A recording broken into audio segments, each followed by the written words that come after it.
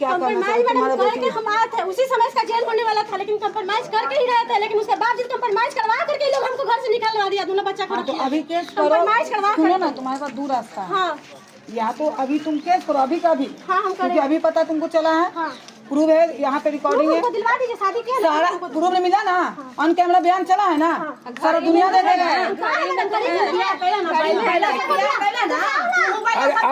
अरे क्लियर है कि शादी किया है तो जाओ इस पर क्या है। हाँ लड़ाई मत बात है। अपना बेटी का हक लो, शांति से रहो, कुछ होने वाला नहीं है। बेटी का हक लो, अच्छा बेटा को सुनिए ना,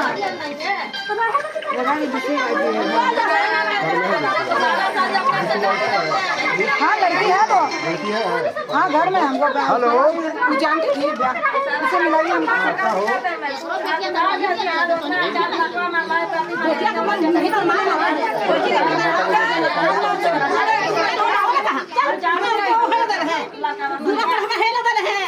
जग बैसाख में गले ये सब भाग मां का मतारी के मरनी में गए रही, भगा दे लूटे लगी मान के दे कोई सामान दे, कोई मरनी में बेटा को दे दो 15 तारीख के सामान खोजे जा, तो देखे झूठा खोजे लगले बुला के